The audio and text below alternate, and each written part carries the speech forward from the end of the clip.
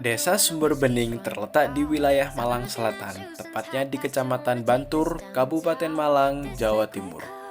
Desa Sumber Bening memiliki luas wilayah 2.638 hektar yang terbagi menjadi 3 dusun, yaitu Dusun Sumberwates yang mayoritas penduduknya bekerja di sektor pertanian dan peternakan, Dusun Kerajaan yang mayoritas penduduknya memiliki pertokoan, warung, bengkel, dan sebagainya, dan Dusun Banjarjo yang memiliki potensi pariwisata dengan adanya Pantai Kondang Merak dan juga terkoneksi dengan jalur lintas selatan.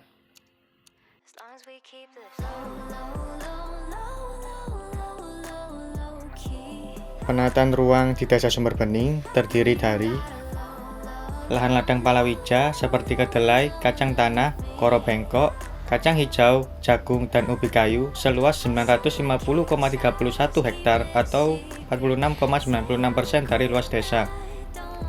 Perkebunan tebu, kopi, kelapa, dan coklat seluas 834,24 hektar atau 41,23%. Hutan lindung, hutan rakyat, dan hutan produksi seluas 135,26 hektar atau 6,68%.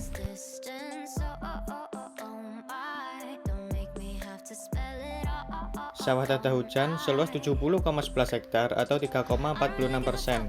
Permukiman seluas 29,48 hektar atau 1,46%. Hutan mangrove seluas 2,6 hektar atau 0,13%. Pulau-pulau kecil 1,62 hektar atau 0,08%, serta peternakan sapi, kambing, ayam ras, itik, entok, dan angsa.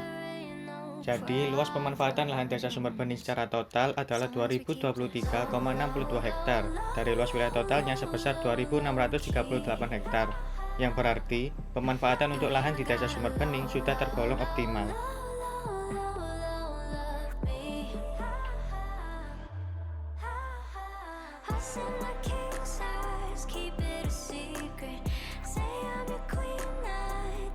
Potensi bahan galian di wilayah Desa Sumber Bening, Kecamatan Bantur adalah berupa batu kapur yang memiliki karakteristik berwarna putih kekuningan, keras, dan berongga kecil, dengan cadangan yang diperkirakan jutaan ton.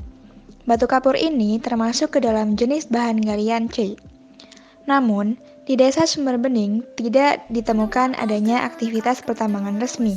Pemanfaatannya hanya untuk masyarakat sekitar dan digunakan untuk kepentingan masyarakat Desa Sumber Bening, seperti pembangunan jalan dan sebagai bahan pembangunan rumah. Penyediaan air bersih di Desa Sumber Bening disuplai oleh beberapa mata air. Mata air yang ada di desa tersebut menurut data yang kami peroleh dari Dinas Pekerjaan Umum dan Sumber Daya Air, yaitu mata air Durmo dengan debit 80 liter per detik, mata air Sumber Bening dengan debit 54 liter per detik, mata air Purboyo dengan debit 50 liter per detik, mata air Luminu dengan debit 15 liter per detik, mata air Waru, mata air Londo, mata air Wates, mata air Sendang Gentuk, mata air Trubus, mata air Kedung Trubus. Untuk distribusi air bersih dari mata air, terbangun sistem aliran air yang telah tersambung kepada rumah penduduk sekitar dengan tenaga pompa air dan didistribusikan melalui pipa. Untuk wilayah pesisir, air juga tersuplai dari mata air yang jaraknya 800 meter dari pantai Kondang Merak. Air tersebut ditampung dalam sebuah penampung air yang kemudian dialirkan kepada warga. Menurut wawancara, air yang mereka dapatkan bersih dan tidak berasa asin seperti kebanyakan air di wilayah pesisir. Menurut jurnal yang kami baca, kualitas sumber air di Desa Sumber Bening sudah memadai dan memenuhi standar air bersih yang telah dikeluarkan oleh Kemenkes. Ketika kami menggunakan air untuk kebutuhan harian, tidak ada indikasi mengalami kekeruan ataupun penyebaran yang berat. Desa Sumber Bening tidak hanya mengandalkan mata air, tapi mereka memanfaatkan sungai sebagai penyedia air bersih bagi kehidupan sehari-hari mereka. Menurut pengamatan kami, air di desa ini sangat jernih dan pada daerah aliran sungai jarang ditemui limbah sampah. Air dari sungai tersebut juga dialirkan melalui pompa air yang tersambung pada pipa ke rumah penduduk. Aliran sungai sesuai pengamatan kami juga terlihat cukup deras dan tidak ada indikasi kekeringan, mengingat waktu pengamatan juga musim hujan.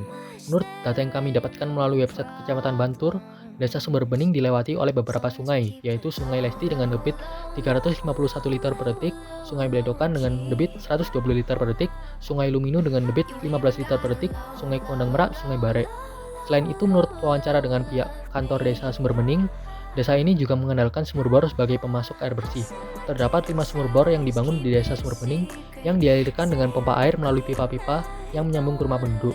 Menurut Dinas Pemukiman Kawasan Perumahan Cipta Karya, debit air yang dikeluarkan tidak terlalu besar. Dalam hal curah hujan, kami mendapatkan data tahun 2020 dari BPS. Kecamatan Bantul memiliki curah hujan sebesar 2.610 mm per tahun dengan rata-rata 217 mm per bulan. Curah hujan tertinggi terdapat di bulan Maret dengan curah hujan 350 mm per bulan, dan curah hujan terendah terdapat di bulan Juli dengan curah hujan 8 mm per bulan. Kecamatan ini memiliki hari hujan sebanyak 166 hari. Hari hujan terbanyak terdapat pada bulan Desember dengan 28 hari hujan, dan hari hujan terendah terdapat pada bulan Juni dengan 3 hari hujan. Dengan data tersebut, Kecamatan Bantur termasuk daerah dengan curah hujan menengah karena terdapat dalam rentang 100 hingga 300 mm per bulan. Menurut informasi yang kami peroleh dari website terkait, Desa Sumber Bening terakhir kali mengalami kekeringan pada tahun 2014. 2019 lalu, saat terjadi kekeringan di beberapa wilayah, desa ini mendapat bantuan air bersih dari Pemkab Malang. Menurut pengamatan kami melalui Google Earth, penggunaan lahan dari tahun 2011 hingga 2021 tidak ada perubahan yang cukup signifikan, terkelola dengan baik serta berkelanjutan, dan masih banyak tersedia lahan hijau kosong di desa ini.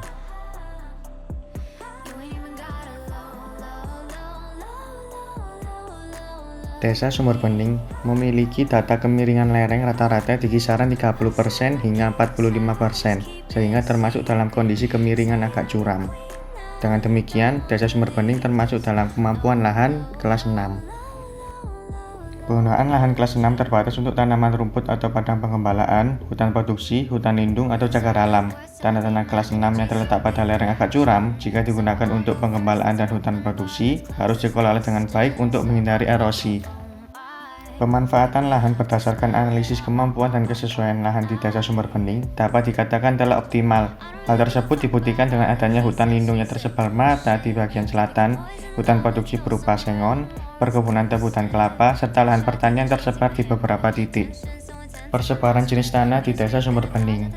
Persebaran tanah di Desa Sumber Bening terbagi menjadi 3 jenis. Tanah tersebut didominasi oleh jenis tanah aluvial, namun terdapat sedikit tanah berjenis latosol di bagian utara dan berjenis laterit di kawasan pantai. Kawasan rawan bencana longsor di Desa Sumber Bening tersebar merata di beberapa tempat, khususnya di bagian selatan. Hal tersebut terjadi karena sebagian besar wilayahnya berbukit-bukit sehingga memiliki kondisi kemiringan agak curam. Ditambah lagi dengan pembukaan lahan perkebunan tebu di kawasan lereng tersebut. Namun, kondisi rawan bencana longsor tersebut dapat diminimalisir dengan banyaknya hutan lindung. Sebaiknya, apabila lahan tersebut akan dimanfaatkan, maka lebih baik ditanami sebagai hutan produksi, atau jika akan dimanfaatkan sebagai perkebunan, harus menggunakan teknik terasering. Selain itu, di bagian selatan desa juga terdapat kawasan rawan bencana tsunami karena berada di garis pantai bagian selatan yang berhadapan langsung dengan Samudra Hindia. Maka dari itu, pemerintah telah menyiapkan peta petunjuk jalur evakuasi dan beberapa tempat pengungsian. Berdasarkan data dari IQR dan Tomorrow.io, kualitas udara di Desa Sumber Bening dikategorikan baik, tetapi warga setempat masih melakukan pembakaran limbah rumah tangga di rumahnya. Tentu hal tersebut merupakan salah satu tindakan pencemaran udara. Dan besar dari parameter pencemaran udara, yang pertama dari partikulat 10 sebesar 27,69 mg per meter kubik, partikulat 2,5 sebesar 18,5 mg per meter kubik, NO2 sebesar 5,63 ppb, SO2 sebesar 0,19 ppb, CO sebesar 0,31 ppb, dan 0,3 atau ozon sebesar 19,19 ppb.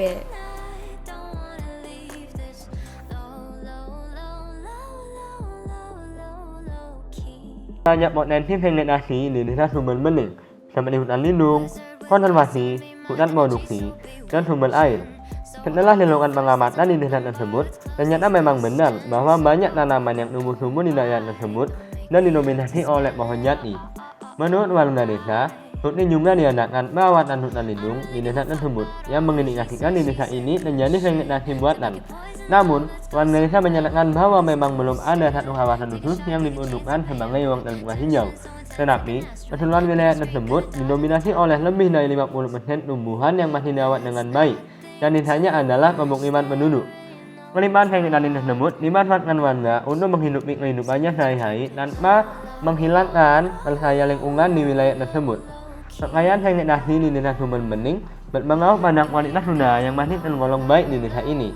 Dibandingkan dengan data ISPU, di mana keseluruhan kualitas udara di Desa Sumber Bening masih lebih baik jika dibandingkan dengan wilayah lain di Malang Raya.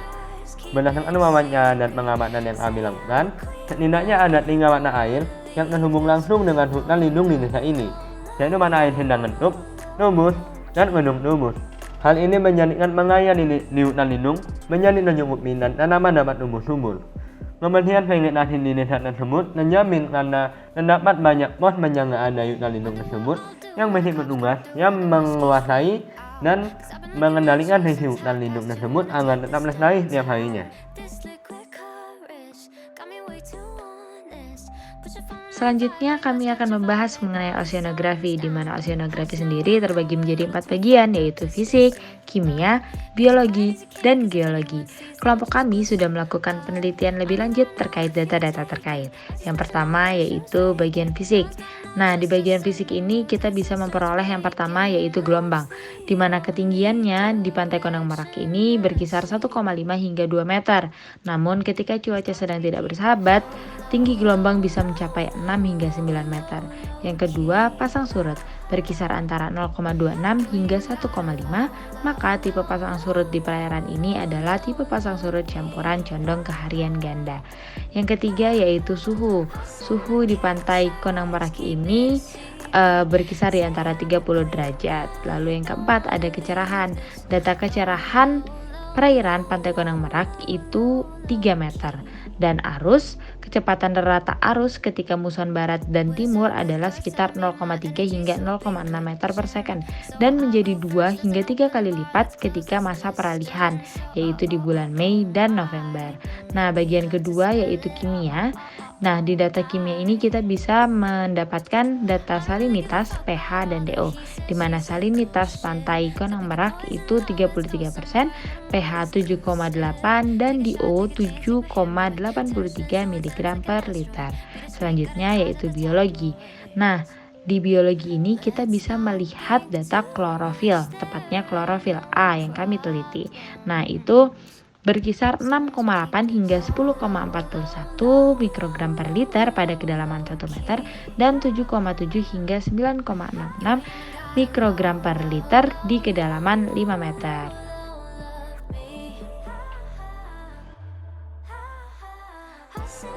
Sebagai desa pesisir, Desa Sumber Bening memiliki potensi perikanan yang dipusatkan di Pantai Konang Merak. Pantai Konang Merak berjarak 12 km ke arah selatan dari pusat pemerintahan Desa Sumber Bening. Beragam jenis ikan yang menjadi tangkapan nelayan antara lain ikan tuna, kakap, kerapu, tongkol, lobster, dan gurita. Para nelayan pun juga mendirikan perkampungan nelayan yang membuat selalu hidup siang dan malam hari. Hasil dari penangkapan ikan dari laut langsung dijual pada masyarakat desa. Cara penangkapan ikan yang dilakukan juga sudah tidak menggunakan bom atau alat yang bisa merusak terumbu karang. Para nelayan sudah sadar bahwasannya terumbu karang juga harus dilestarikan. Alat tangkap yang digunakan berupa perawe, gillnet, dan ancet. Di samping itu, ada beberapa nelayan yang menangkap ikan tanpa menggunakan perahu, yaitu dengan cara memasang jaring dasar pada kondisi pantai pada saat surut yang dikenal dengan istilah karang-karang.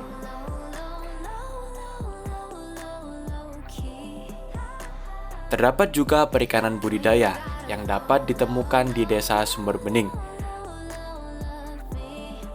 Mayoritas penduduk berbudidaya ikan lele, dan hasil dari budidaya ini dijual langsung di pasar dan terdapat juga didistribusikan ke kota.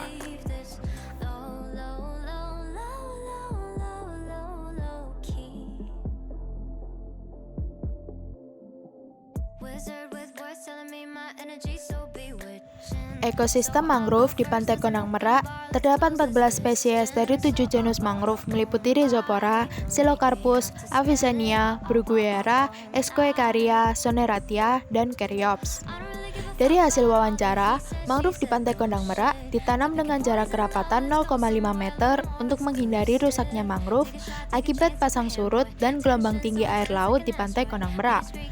dengan nilai persentase kerapatan mangrove sebesar 61,59% yang menunjukkan bahwa kerapatan mangrove di Pantai Kondang Merak dalam kondisi baik dengan kerapatan sedang.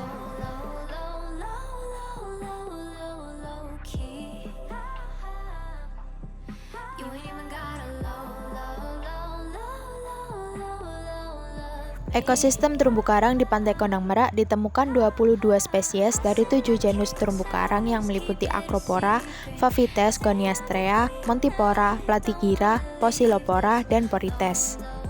Pada bulan September tahun 2021, telah diadakan pengamatan terhadap terumbu karang di Pantai Kondang Merak untuk menentukan kawasan zona inti konservasi terumbu karang dengan luasan terumbu karang sebesar 13 hektar yang sekarang masih menjadi agenda pemerintah. Dengan nilai persentase dari tutupan terumbu karang sebesar 19,5% yang termasuk ke dalam kategori rusak atau buruk, dan nilai indeks keanekaragaman terumbu karang sebesar 2,75 yang termasuk ke dalam kategori sedang.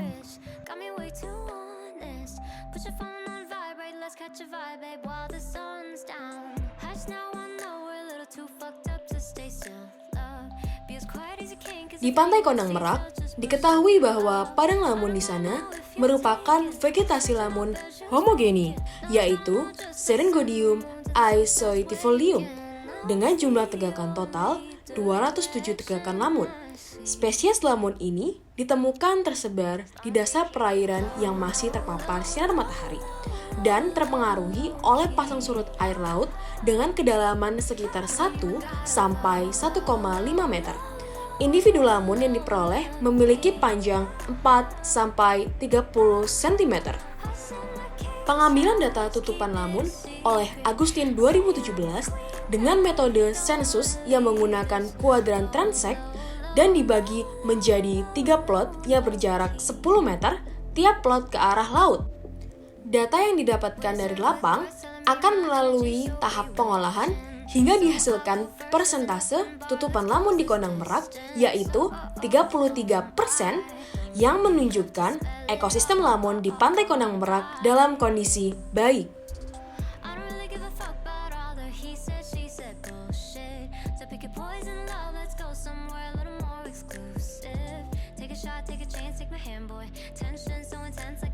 Materi selanjutnya yang akan kita bahas yaitu geomorfologi laut. Bahasan pertama mengenai substrat dasar laut, di mana di Pantai Kondang Merak, klasifikasi substrat dasar lautnya adalah pasir. Selanjutnya, Pantai Kondang Merak terkenal akan wisata terumbu karangnya.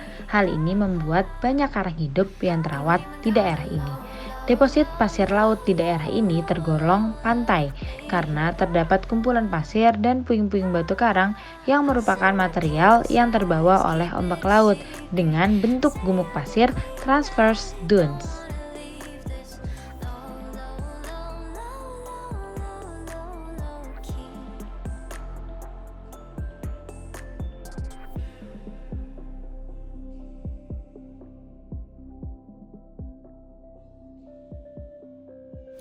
Berdasar jurnal Sinambela Daniel 2018, proses pengambilan data batimetri dilakukan secara sekunder dengan mengambil data Badan Informasi Geospasial, lalu diolah menggunakan software ArcGIS. Hasil dari pengolahan data tersebut adalah gambar berikut. Berdasarkan gambar, maka dapat disimpulkan bahwa kedalaman pada Pantai Kondang Merak tergolong dangkal, dikarenakan kedalamannya berkisar 1 meter di sekitar pantai. Jurnal lain dari Nugraha Sartimbul dan Lutfi 2015 dengan menggunakan metode Point Intercept Transect, kedalaman perairan pantai bagian barat dan pemukiman berkisar 50 sampai 70 cm. Sedangkan kedalaman pantai bagian timur berkisar 75 sampai 150 cm.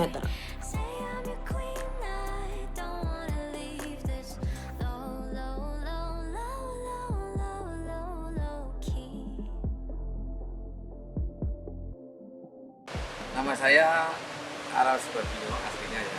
Di sini saya sebagai ketua paguyuban kelompok nelayan di Kondang Merak ini berharapan ke depan untuk di Kementerian ini membutuhkan istilahnya ilmu-ilmu baru dari mahasiswa boleh dari perguruan tinggi juga akademisi, karena kita di sini sangat jauh dari pendidikan. Karena ilmu-ilmu yang kalian miliki mungkin bisa bermanfaat bagi kami yang ada di sini, menambah ilmu, menambah jaringan, atau apa, pasti nanti pasti ada manfaatnya.